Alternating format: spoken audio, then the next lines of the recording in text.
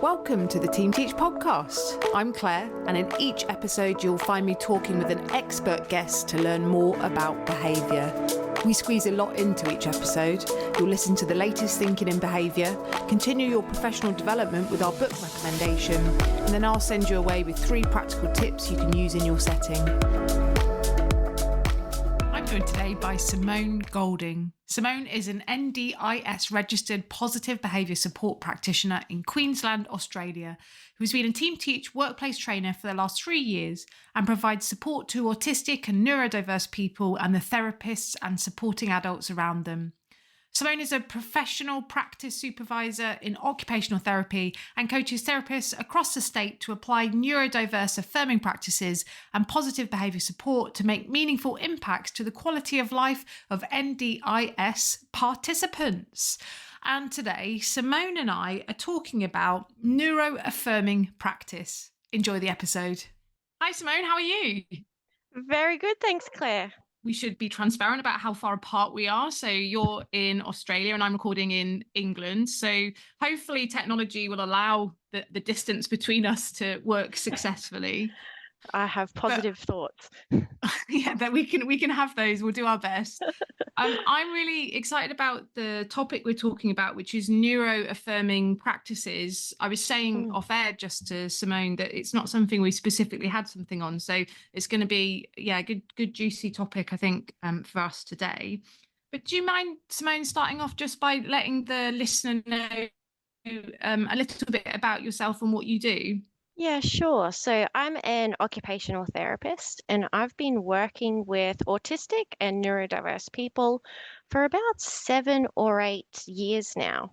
And for the last probably 5 years of those, I've also been a positive behaviour support practitioner.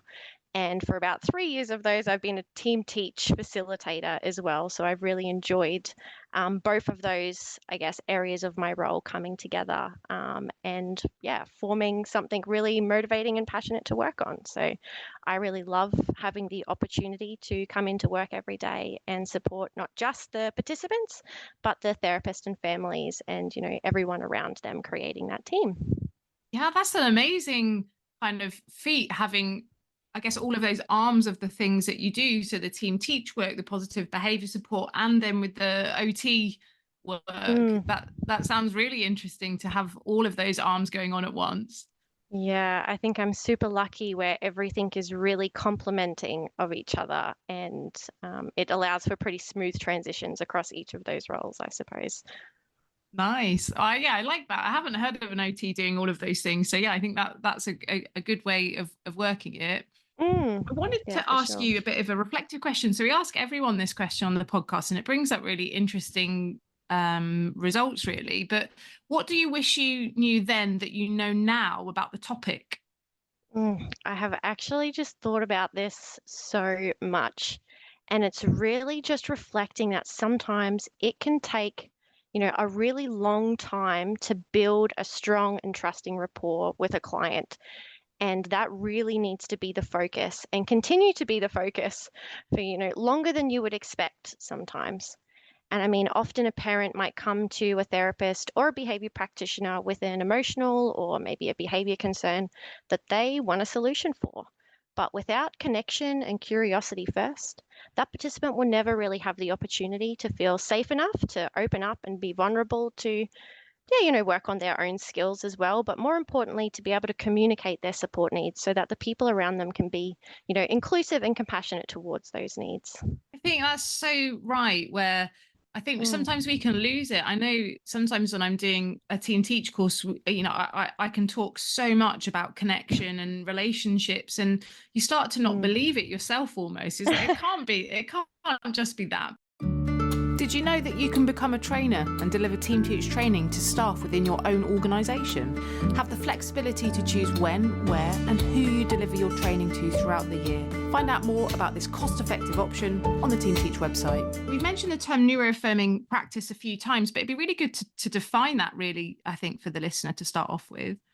Yeah, of course. Well, I mean, neurodiversity is a term that's used to describe the physical differences in the brain which impact the way a person experiences the world.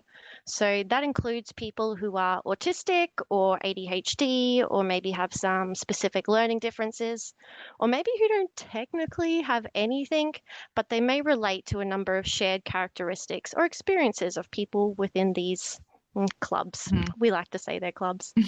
And I Mhm. mean, to be neurodiverse affirming is acknowledging that to be diverse is a difference and not a deficit. And by celebrating difference and encouraging safe self expression, that's really key to creating a connected and inclusive community for all of us.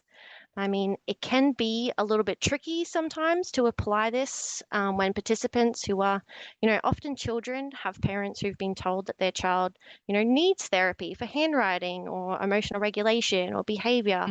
And they come in, thinking that they want their child to just do well at school or to speak to them or be quiet and cope in a shopping center. But it can take a lot of time and trust, really, with that family to be able to break down those kind of surface level concerns and to truly then make an impact on that person's quality of life by setting some neuroaffirming goals. It's all about the goal setting.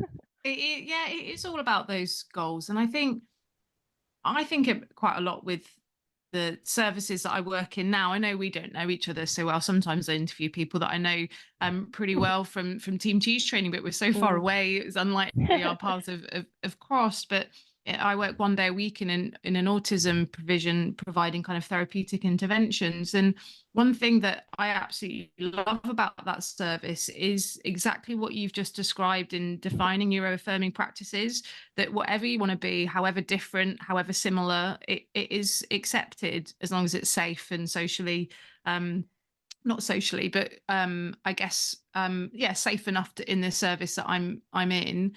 And Exactly. I've got loads of examples in that service where if someone wants to be called a different name, that's fine, not a problem.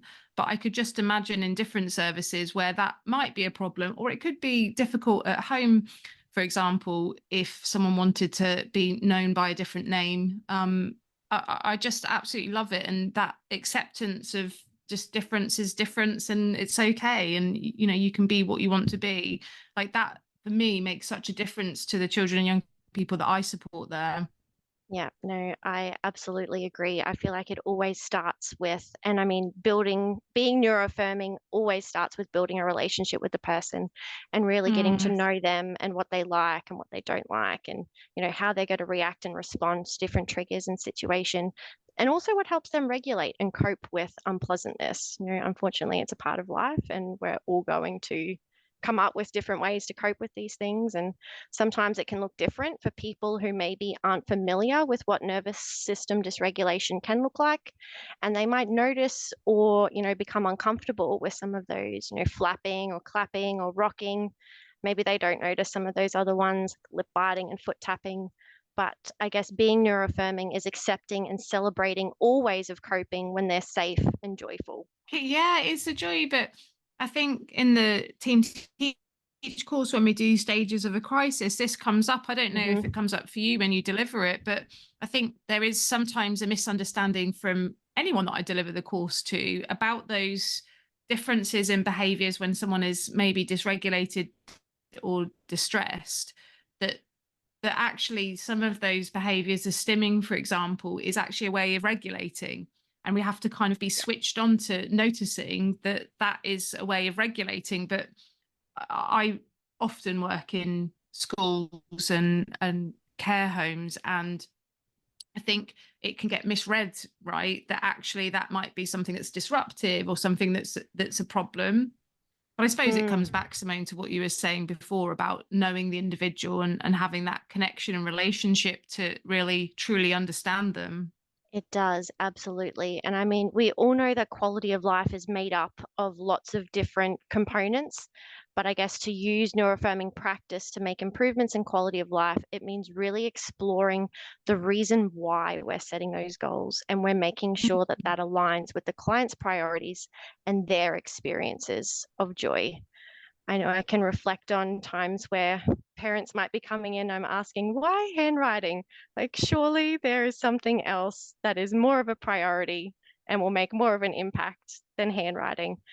Sometimes no, sometimes clients choose to work on handwriting themselves. And I mean, having the clients set their own goals is a really great start to being neuroaffirming as well. Mm, Yeah, that's so powerful. So it's so simple, isn't it? But actually putting it back to the person, you know yourself best, right? And as practitioners, we're along for the ride to help facilitate some of those things. But actually, it is only the person that can come up with those goals. absolutely. And sometimes, like, even with, kids who are quite young, who you might think, oh, like maybe they're not ready to do their own goal setting, it is amazing to see what type of goals they're actually able to set up and use. And I was listening to Shelley Moore speak about how she supports goal setting in an inclusive way. And one of her examples was having all of the kids in a classroom think about what their minimally verbal classmate might want to learn about. And they were able to not just take into consideration the people around her, but they then created a visual with all of the things the kids said, hey, I think Emily might want to work on this. And through coming up with that visual, they were actually able to support Emily to look at that visual and select herself the things that she wanted to learn about. So I think it's just so important that we really focus and do take the extra bit of time and effort to really try and capture and give that client a voice, because sometimes they surprise you. I should say most of the times they actually surprise you. They do most of the time. I mean, I think sometimes I used to do. I was a class teacher many many years ago. I definitely don't class teach and do that role now. But I do remember when I first started, where you'd get a group of young people, all some neurodiverse, some not, and Mhm. you get them to come up with like this, let's come up with like the group rules, or the Mhm. class rules, and they're so harsh sometimes in setting up rules and things, like way more than Oh, you'd expect. But I yeah. think that really outlines your point, right? That actually our children and young people, they do know, and they do have a really good idea of kind of what they want, and how they want their goals to be addressed. So I think that ownership will help with the sense of belonging, I suppose, to the service, if it's in service, or even at home doing some goal setting, I'm sure is helpful. Yeah, yeah, and it can be really tricky with parents sometimes as well. I Mm, can reflect that, sometimes if I'm being affirming and a parent is comes to me and they want support, maybe for their autistic child to reduce their loud vocal noises, is mm, actually one that I get pretty regularly. yeah. If they're coming in looking for that, then I want to gather more information. And, I might start by supporting that parent to describe all of the participants' behaviors, including their vocal noises. And then I Mhm, might help them prioritize, which ones are not safe or presenting, a high risk of harm. And then next, I'm helping the parent maybe, explore the context and the environment around those noises and educate them on some stress responses and how, vocal noises and singing can actually be extremely regulating and soothing, as well as being a sign that the body is, maybe experiencing some stress and trying to cope. So, with this type of neuroaffirming coaching, you can help the parent, really understand the experience of their diverse child. And then the parent can be supported to set and achieve goals target around meeting the needs to reduce distress, rather than stopping the child from doing an action that they might find regulating or enjoyable, no matter how annoying or frustrating it might be in the moment. And this will also probably reduce the vocal noises. I mean, if the child is having more of their needs met, then they're going to be happier and less stressed and have a reduced need to use those coping strategies yeah. in the first place. And it can be as simple from changing the goal from, the child will use a regulation strategy to stay calm, Mhm. to simply, the child will have the necessary supports provided to them to meet their needs. It's like such a small change, but it can really shift that viewpoint and start, down the neurodiversity affirming journey. Sometimes it's a long Yeah, one. it is. It's language, isn't it, Simone? Really, and reframing Mm, things where we are not seeing the behavior, we're seeing beyond the behavior to the triggers, understanding Yeah. what the function is. I mean, I'm sure you talk about that on your team teach courses when you run Yep. them a lot, around functions of behavior. And it Mm. is a lot of what you're talking about is it, but probably to some practitioners, they're like, okay, yeah, we might have heard that before. But to some, it is totally new, and it's a new way of reframing behavior where we're just not seeing that one scream as the thing. We're looking at Yeah, the whole person and the functions around it that can help us to understand the need that's missing. I was actually doing this, exactly. Simone, in my service yesterday, just asking staff when we had someone dysregulated, what do they need? Like, what really is Mm. going on? What do they need? And I always think that that's a really powerful question to ask staff, to ask parents, whoever's Yeah, supporting that child. What's the need? exactly right. Because I mean, when we are focusing and shifting that, I guess, viewpoint, there's, on one hand, we are acknowledging that people are different and have different needs, and it's up to us to be the ones creating those supportive environments where people can have success. Versus, I guess, on the other hand, we're really placing the burden of change and skill development on the person with a disability and Yeah. asking them to fit into a mold of how we want them to be. But, in the real world, we're all here, we're all different, and some differences can be seen, like your eye color and your height, and some of them are invisible, like your blood type or your brain wiring. And every single, like all of these types of diversity come with their unique sets of absolute strengths. And I know so many autistic kids who will talk to me after, I've had some kids in group therapy for a couple of years. And just this week, they told me, gee, I heard someone say that autism was a bad thing. And I had to tell them that it was actually a really good thing and it helps me do all these great things. Yes, that's what we want, like empowerment for difference, because all of our differences have strengths and some of them comes with barriers to quality of life too.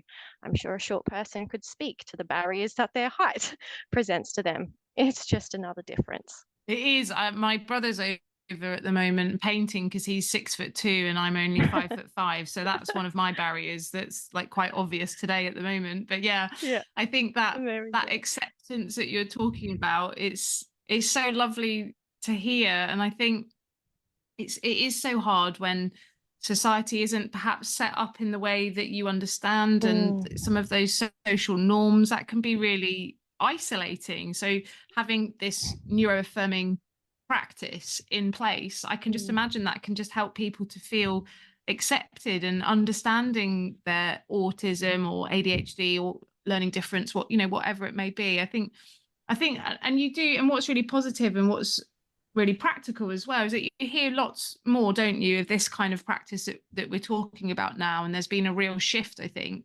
But I feel like we could change the world together, Simone, with it. We're like, yeah, let's let's do it. Look, Um, where there's a will, there's a way, and I'm happy to be exactly. here supporting the change with you. Exactly.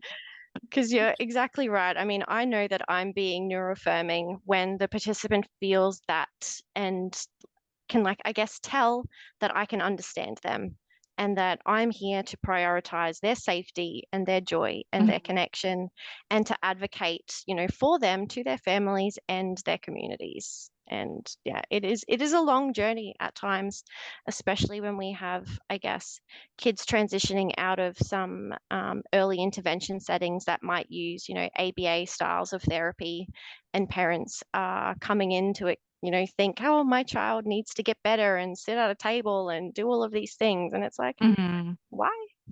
Why do they have to do Yeah. these things? Let's talk about it. Let's talk about, what's Yeah. actually impacting their quality of life and what will support success.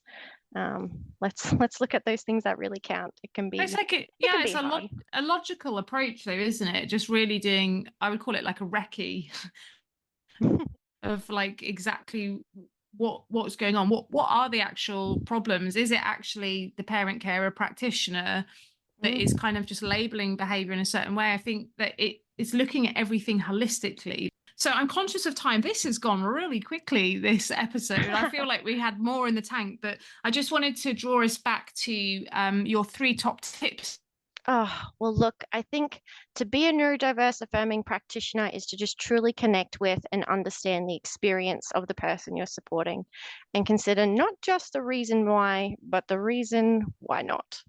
Instead of enforcing society's unwritten rules on who we think we should be, maybe just come at it with a bit of a curiosity about what, excites and brings joy, and contribute to creating those environments where everyone has opportunities to be safe and practice, safe self-expression, I think is number one.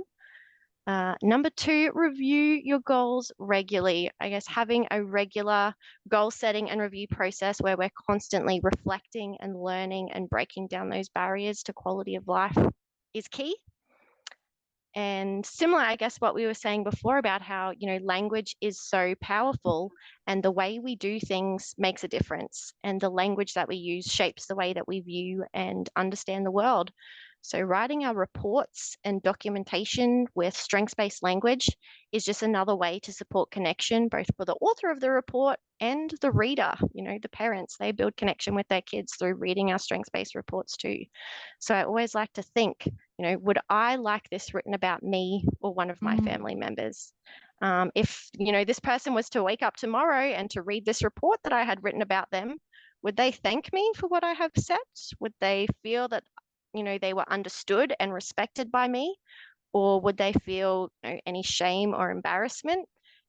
I want to be focusing on the client's strengths and their support needs and keeping that in mind and really focusing on helping them feel understood and respected. And I think everyone, is on their own journey, and we should all keep practicing to be more inclusive, strengths-based and affirming practitioners. Oh, I love that, Simone. That was really good. And I think the listener is going to take away some really handy bits. And do you know what I'm going to take away, actually? And I think I forget it sometime, about tapping into the individuals that I support and their joy. I think I do that kind of naturally, but I just want to hold that in mind, I think, for the next time that I'm in my service.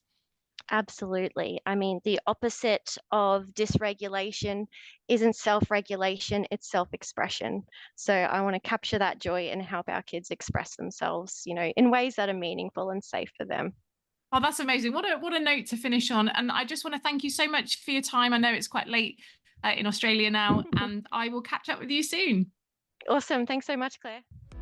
You've been listening to the Team Teach podcast. It's been great to have you here with us as we discuss behaviour, communication, and the ways we can best support those in our care. Thanks again, and I'll see you next time.